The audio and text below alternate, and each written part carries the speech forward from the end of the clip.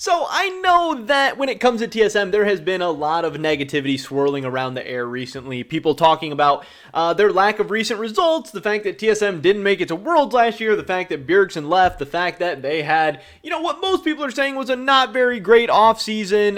Yeah, a lot of hate, a lot of negativity, all that stuff. And some of it's obviously, been coming from me, and I've definitely played a part in this. So I also want to do my part in talking about some positive TSM stuff today. So that's what we're going to be doing in this video.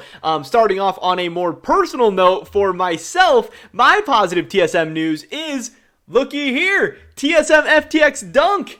I'm not blocked anymore. He actually, it was really, really funny. He reached out to me and he DM'd me like, hey, somebody told me that you hate me. I don't know if somebody told him on Discord or something. I don't know if it was one of you guys or if it was somebody else, but apparently somebody somewhere, I assume Discord, told Dunk that I hate him. Now, I don't hate Dunk. I maybe haven't said, great things about Dunk in the past. I know I've joked a lot about him blocking me and been like, yeah, I think it was pretty stupid that he blocked me. I think it's kind of dumb.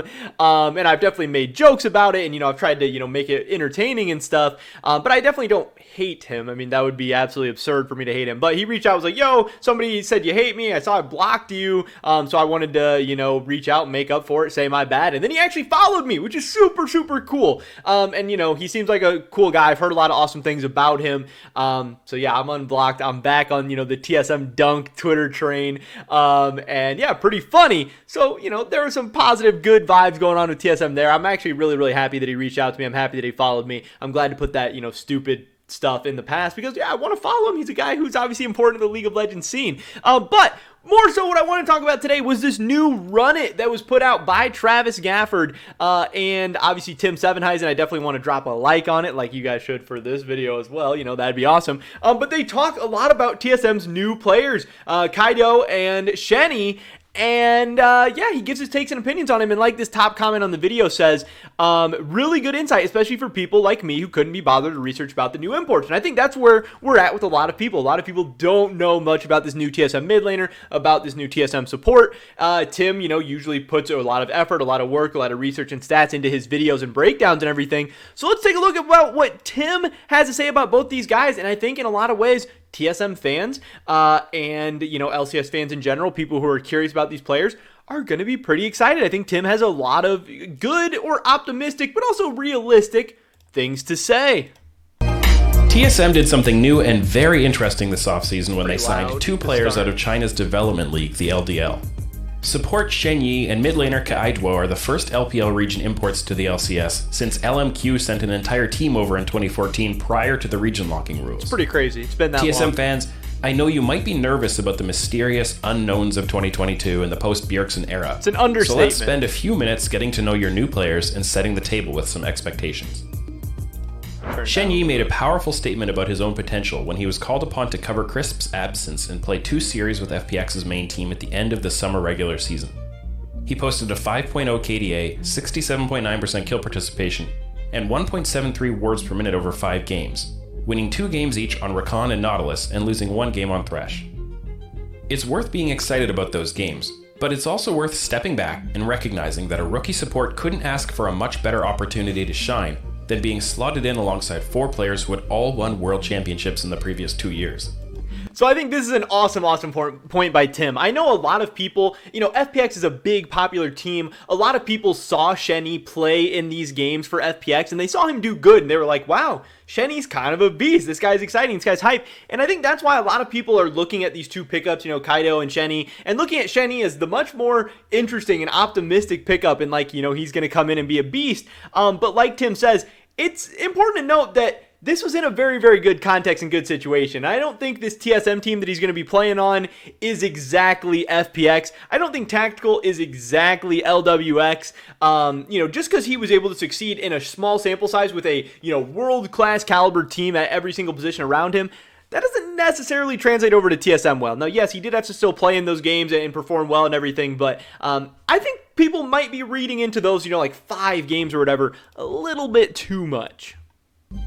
There's far more to Shenyu's 2021 story than his brief FPX substitution. Definitely.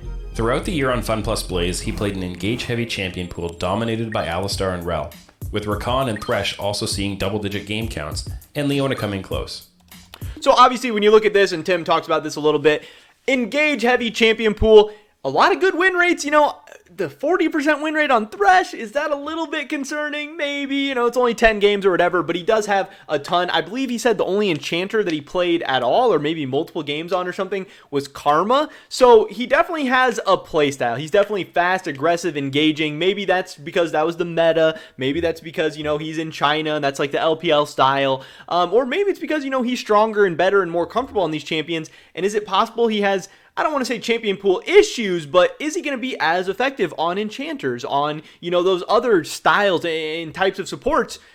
I don't know. It's not fair to say he has a champion pool issues where he's going to suck on enchanters or whatever, but it is fair to ask the question of how is he going to do on those? It's a big unknown. It could be good. It could be bad.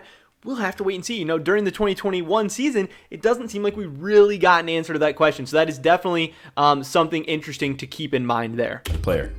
Looking at that execution, Shenyu's deployments after recalls tend to go to the right places, and he has good awareness of emerging action and where he needs to move to get involved. It's safe to say he'll be a downgrade in lane compared to Tactical's previous partner Core JJ, but that's no real criticism, and I haven't seen any real red flags in his 2v2 play. Shenyu isn't hesitant to pull the trigger and initiate a fight when he's in a good position and sees a target in range. Whether he's engaging or receiving an enemy engage, he has a knack for preserving a sliver of health and getting out of fights alive. If there's a weakness in his initiations, it's that he tends to engage straight up the middle rather than searching for flanks and taking risks to get creative with his angles. He also has a tendency to play out setups a bit more methodically than his teammates, and sometimes misses out on openings as a result, whether it's because he paused to clear a ward, or because his reset and redeployment dragged out a few seconds too long. These are areas the coaching staff and his new teammates can help him grow.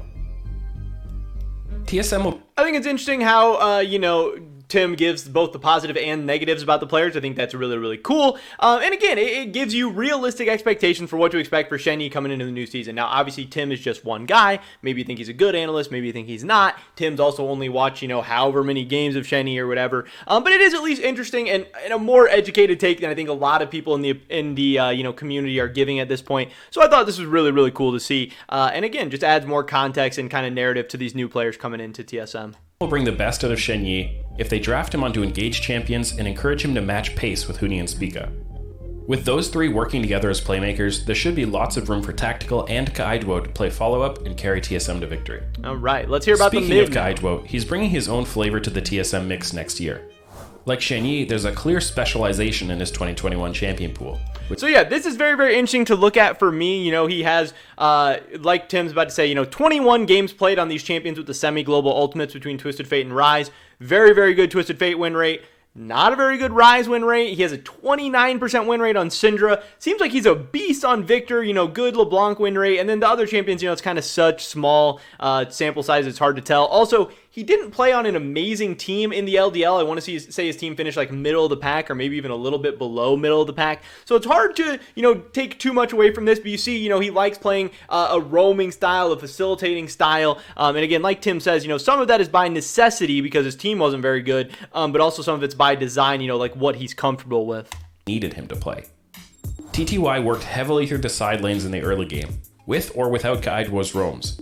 For better or a bit more often for worse. For his part, Kaidwo generally showed good awareness of when he could and couldn't get involved on the map, even when the rest of his team pulled the trigger on plays he couldn't join. When he did have roaming tools at his disposal, he did a good job of pulling the trigger on an ult or a teleport when the setup was there. So from the outside at least, it looks like TTY often tried to use Kaidwo to cover their weaknesses rather than playing through him directly. That doesn't mean he was never set up with strong lane matchups or given tools to carry. He played a fair number of games on champions like LeBlanc and Viego with win rates above 50% on both, but he looked less comfortable applying pressure actively in lane than he did with using pressure to activate globals.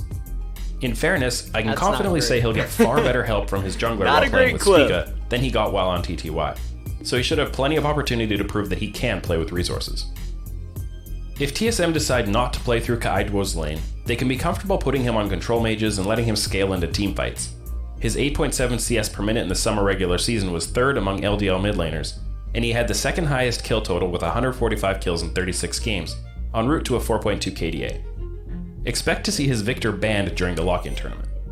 When Kaidwo starts playing with TSM next year, Expect some ups and downs while he settles into a higher tier of pro play, and while TSM find the best ways to fit him into their team concept.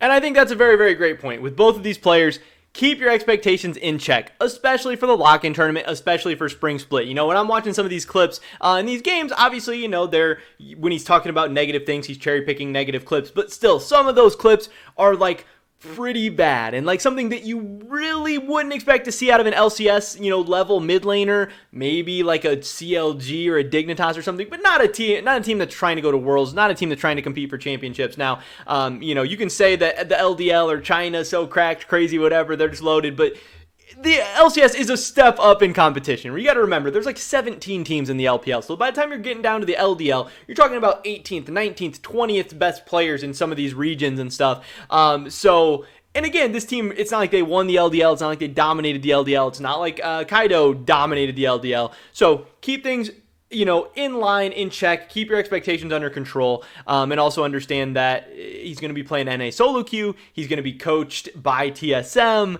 We'll see how it all goes. But again, Tim does talk about a lot of the great positives and negatives, you know, things to work on for both of these players. And I think this is a good video. I think TSM fans should be hyped up and excited seeing some of this stuff and hearing some of the things Tim has to say. Again, you can have whatever opinion you want about Tim as an analyst or whatever, but he puts a lot of time, effort, and work into his content, and I think this was a good video. And yeah, I think TSM fans and League of Legends fans in general should appreciate that. But that is pretty much it for this video today, guys. Definitely drop a like if you did enjoy it. I would appreciate that so much. Leave a comment down below. What do you think about Kaidwo and Shenyu now that we've had a couple of weeks to kind of digest and break this stuff down? Are you excited for them? Not excited for them? Good pickups? Bad pickups? I don't know. I'd love to hear your guys' thoughts and opinions. Subscribe, stay up to date on all my latest content. Hope to catch you guys in the next one.